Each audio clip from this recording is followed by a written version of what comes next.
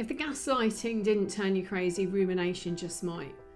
The process of continuously thinking about the same thoughts, which tend to be dark or sad, is called rumination.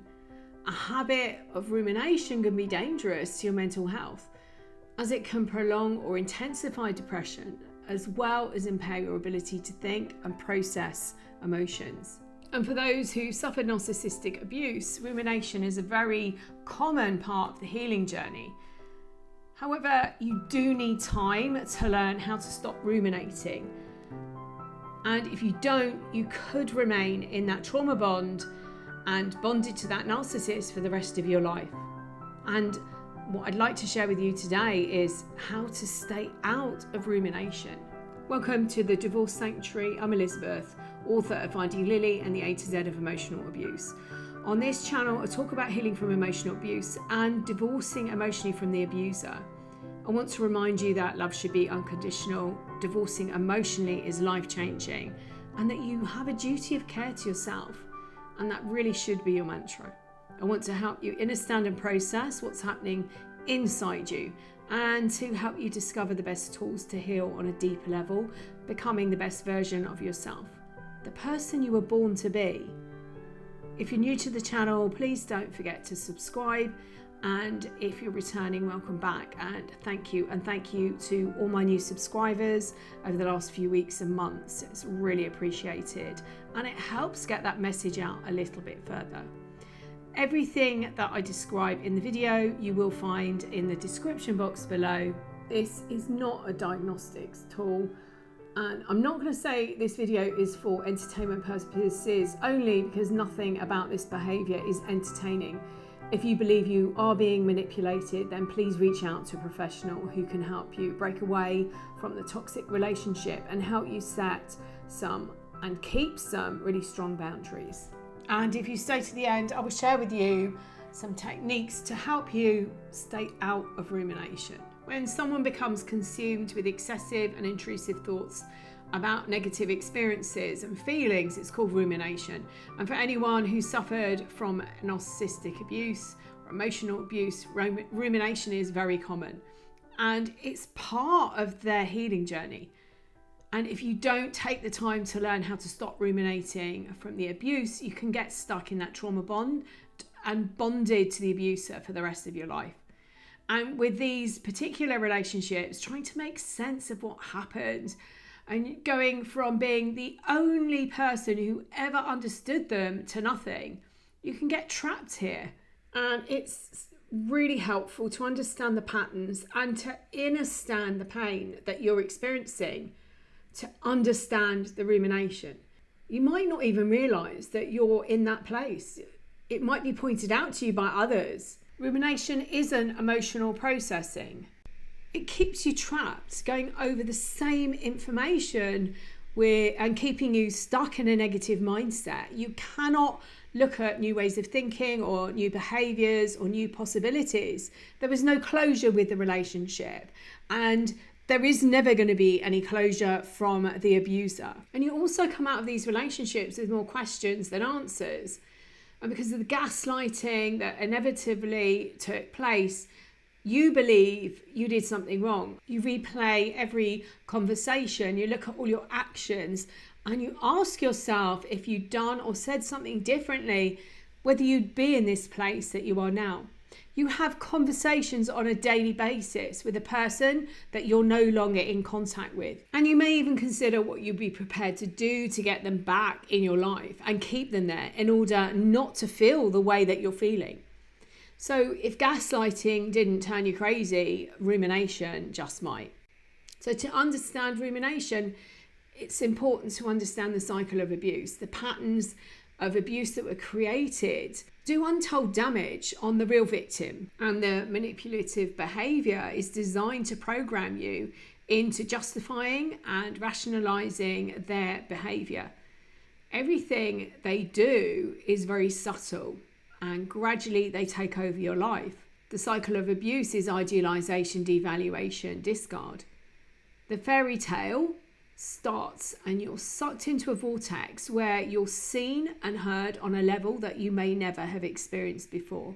It seems to be too good to be true. They tell you constantly how lucky you are and how they've picked you over everyone, and they dance you around this circle, devaluing you and then idolizing you and then discarding you, getting you giddy, and then boom, you're hooked on the drug of choice, which is them.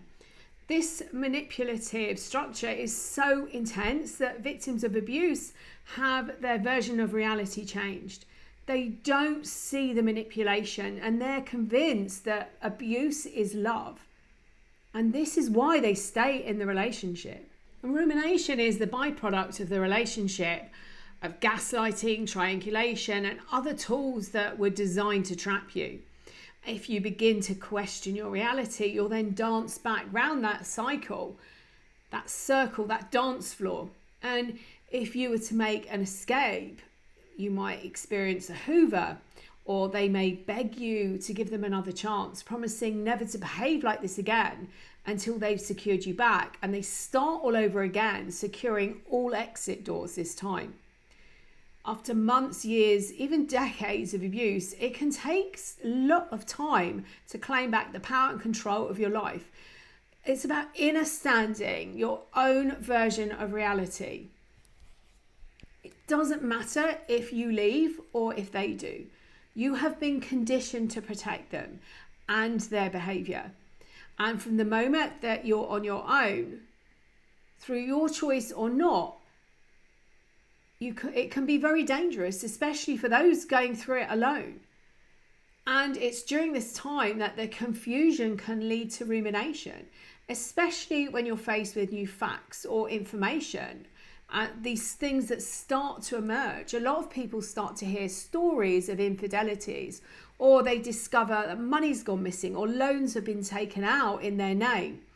And it's completely changing their perception of what happened.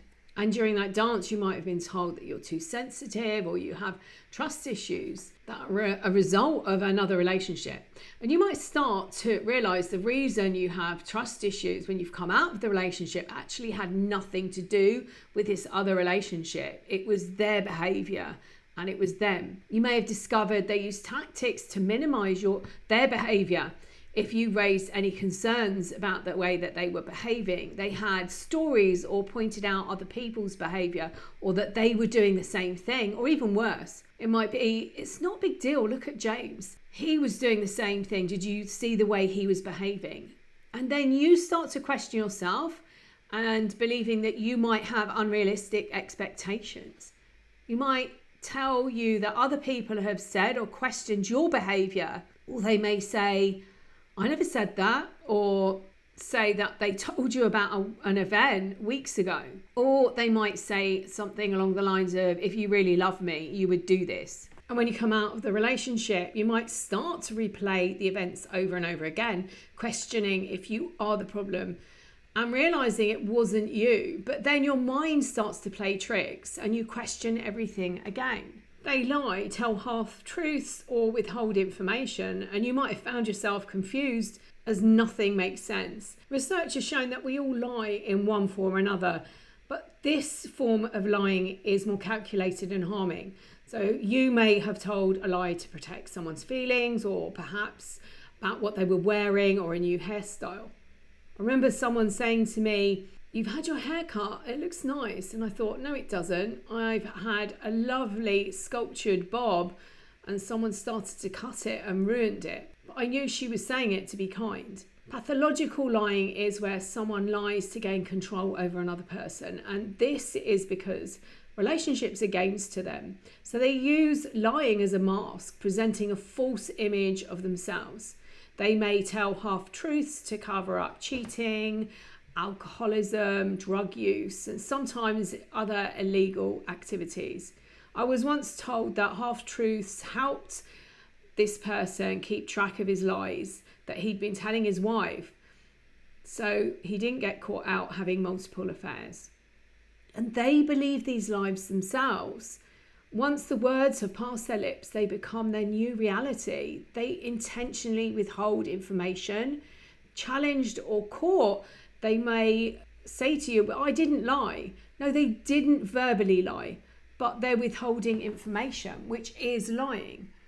Because of an unhealthy or abusive upbringing, the emotional abuser spends most of their life hiding their vulnerabilities and their insecurities. And they do this by falsifying their identity, creating these masks to hide behind, because they believe that the core aspects of their own identity will make others reject or abandon them. During their childhood, the narcissist missed out on some crucial developmental stages, and they are incapable of regulating their emotions.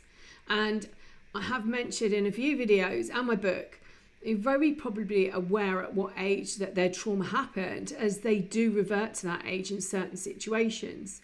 During the idealization stage, they created a character for you, but only for you. So the people that have been in relationships before you and the people that are surrounding them now will see a different person. They will work on a currency basis, and they will work out who is worth what to them. Based on that calculation, they decide what they need to invest in time and resources. So during these crucial developmental stages, they didn't learn, or they've lost emotions, but they are able to mimic them, which diverts other people. They then blame shift. It wasn't them. They weren't there. Their life has been built up on protecting their fragile egos. And their main aim is to dodge abandonment, which is what they've done to themselves. And they don't have the ability to regulate their emotions. They go from 0 to 100 in a millisecond into a narcissistic rage if anyone challenges them or they perceive them as a threat. Their fragile self will do anything to protect their ego, projecting their emotions, their insecurities, using others as scapegoats to hide their bad behavior, gaslighting and triangulation to create jealousy, and any other tool that becomes a favourite in the pursuit of mindfuckery.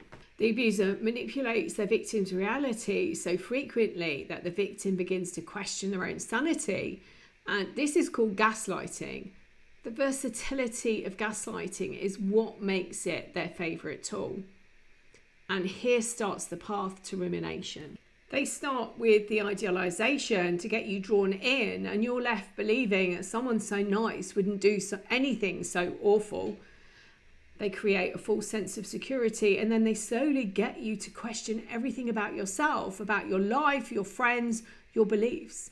And they place you on an emotional pedestal and worshipped you. They adored everything about you. They'd never met anybody like you until one day they devalued you. They said something that conflicted with all the other messages. And you might have replied asking them what they meant, and they told you you're too sensitive.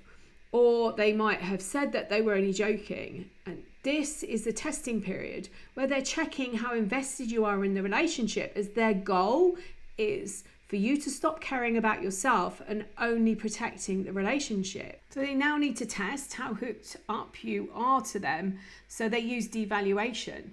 And if you question their motives, they'll tell you that you're too sensitive or only joking. You're not too sensitive, and they weren't joking. They were testing to see how invested you are in the relationship.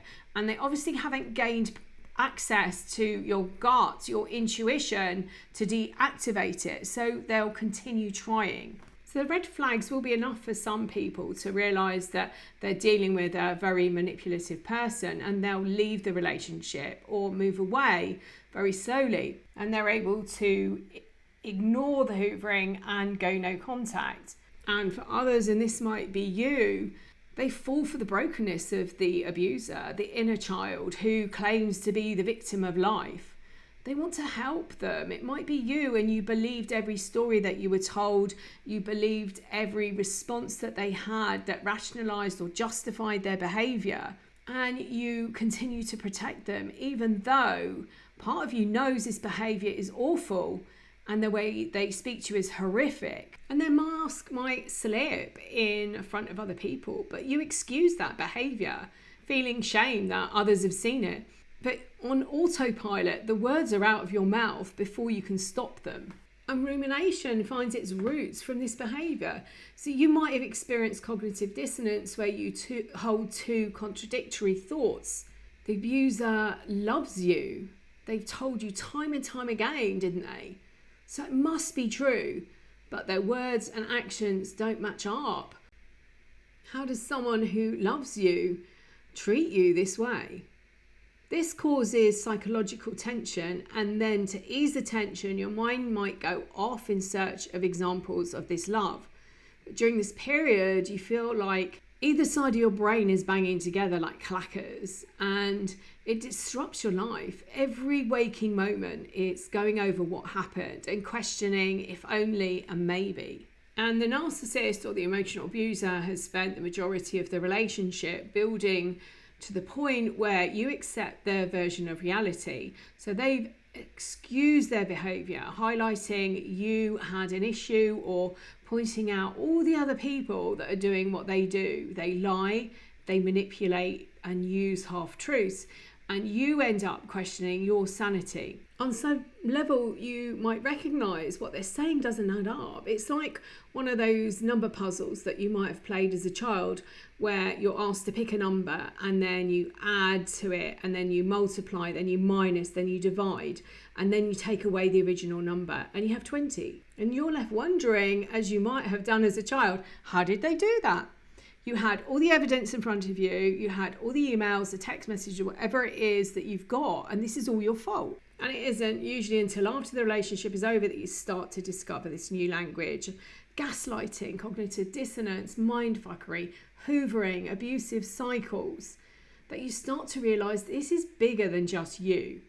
However, as the abuser danced you round and round the cycle of abuse, they were not only stripping you of your self-esteem, your mental and emotional ability to function, stripping you of your finances, they have deactivated all the crucial learning that you did as a child. The developmental stages that you went through are stripped back, and you're left at the age of a small child. And this small child is running your life. So understanding the cycle of abuse and how it works is really important. It's the important part of the journey, and I encourage people that I work with to get a list of phrases and write out their story, and then go back and say, this was gaslighting, that was shaming, that was triangulation, this was narcissistic rage, whatever it is that has happened in your relationship. And this then helps you understand this wasn't you.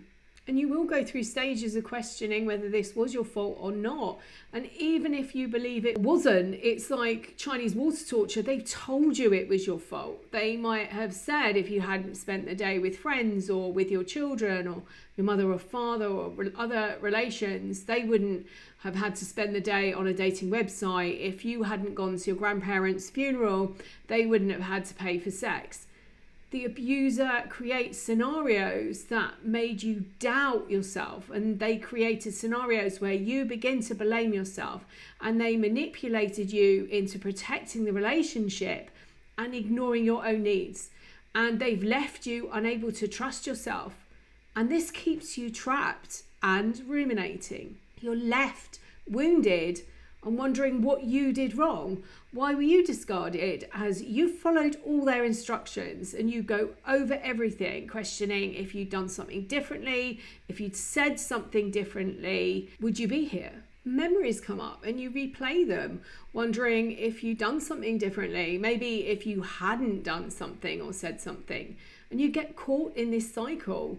And all the time you're very possibly watching the abuser live their best life as you are a mess on the floor. So once you start to realise what's happened, you can start to jolt yourself out of the rumination, and you can remind yourself it was abuse, it wasn't love. You can work through the wounds that are very possibly running your life, and you can heal the wounded inner child. You are able to heal the wound of injustice and start your journey and give yourself closure. And then one day you might realise that if the relationship was a lie, then the beliefs that you hold about yourself are as well. And that's when you start to experience peace. You might not be able to avoid rumination if you're the one that was discarded, but you can stop it when you're aware of it and aware of the abuse. It's important to stay out of your head. Your mind was bent. It was manipulated to believe things that weren't true. I promise you, your body is now your temple. And once you manage to coax your gut out of hibernation, you can start listening to it and training it again. From the body, you can see and call out the abuse. Coming out of these relationships, you have more questions than answers, and it is really easy to slip into rumination. This is the process of continuously thinking the same thoughts, which tend to be sad or dark. Rumination can be dangerous for your mental health. It prolongs your ability to think and process your emotions. Ground your body, stay out of your head. It helps you process what's happening and what's happened. Breathing and counting helps you balance the stress hormones, calming down your system. And it can be even harder if you have the abuser confusing you, trying to hoover you back, telling you everything you really want to hear. It's so easy to say, okay, I'll give you another chance. And no judgment, you just want to stop the pain. It feels very scary out of the relationship and you have no idea how to function. Ground, breathe, and have honest conversations with yourself. I'll put the link to my workshop on how to do that. It will change your life. If you found this video helpful in some way, please like and share and subscribe to the channel. And as I said, I will put the link to my course, It Stops Here, It Stops Now, along with the links to some free resources that you can find on my website. I'm sending you loads and loads of love.